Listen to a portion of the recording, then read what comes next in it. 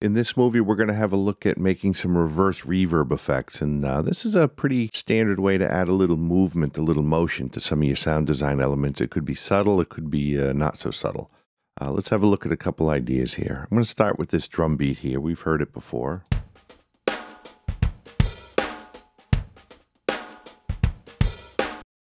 And what I'm going to do is just add a reverse snare and maybe put it in about halfway through the beat. There's a number of different ways I can do that, but I'm going to go ahead and work with just this slice here, which is just a drum strike. And I'm going to use selection-based processing here. And I've got a setup already in the plugin chain here. It's just got a high-pass filter, and then I'm actually using this to just push the gain a little bit, just because. And then here is a reverb, and I can come up with whatever kind of settings I want. Maybe I want to have a couple of 2 or 3 seconds a reverb or whatnot. Now I need to hear this, so of course I need to go ahead and just pre-listen. And it's not really working out, and the problem is that it mutes the actual processing signal as soon as we run out of audio here. It's a very short little slice of audio, so when I pre-listen, it mutes the audio when it has no more audio to process. So what I need to remember to do is to just turn on Add Effect Tail, and now it will let me audition the audio, including the rest of the processing of whatever these plugins do. So I can hear, what my reverb sounds like. Might be a little long, something like that. I'm going to add just a little bit of early reflections and just see what that feels like. So now we have this. Maybe not so much early reflections. Notice that I have no pre-delay here. I think that can work out, something like that.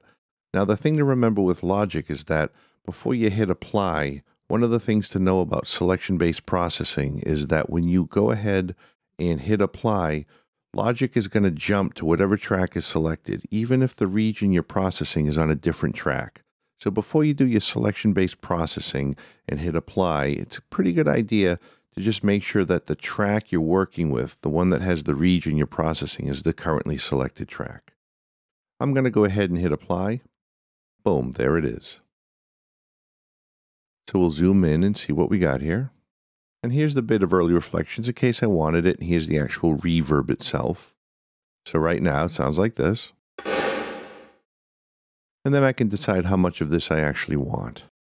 What I'm going to do is I'm going to put it on this track by itself. And I'm going to move it, and I'm going to maybe center it here. And I'm going to be thinking about adding just a reversed reverb effect to the downbeat of that second bar. So without this reverse sound here, it currently sounds like this.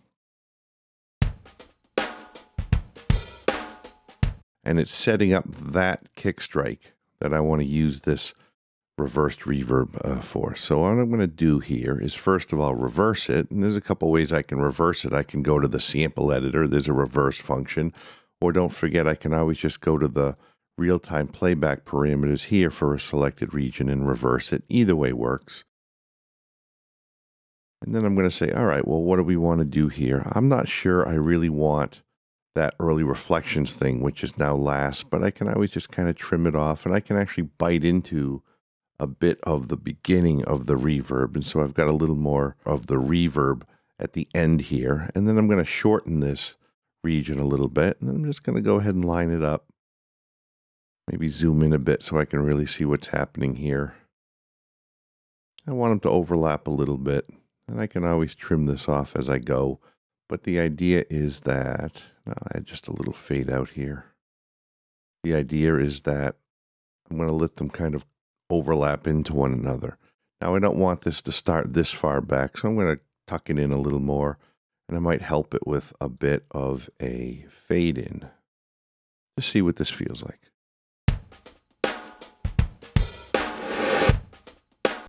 And that's the idea. It's way too loud, of course. I just wanted to make sure I could hear it, and then I could bring it down to something a little more reasonable.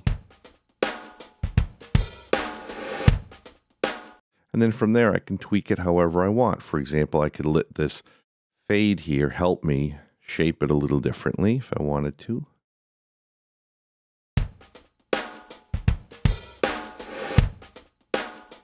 And there I got a little motion I could blend into this drum beat and, creates a little extra movement there. And of course I want to keep it understated.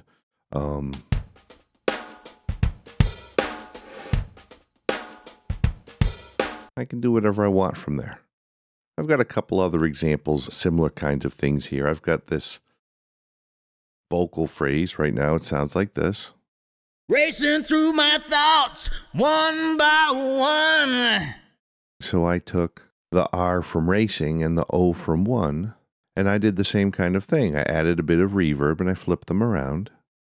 And I'll overdo it a bit so we can hear it. Sounds like this.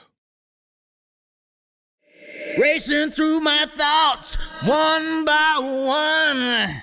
Then, of course, I might pull it down a little bit more. Then I can get in here again, and I can use the fade tool to help me shape it however I want to shape it. It'll just make it a little less aggressive in the front end there. Racing through my thoughts, one by one. However I want to do it.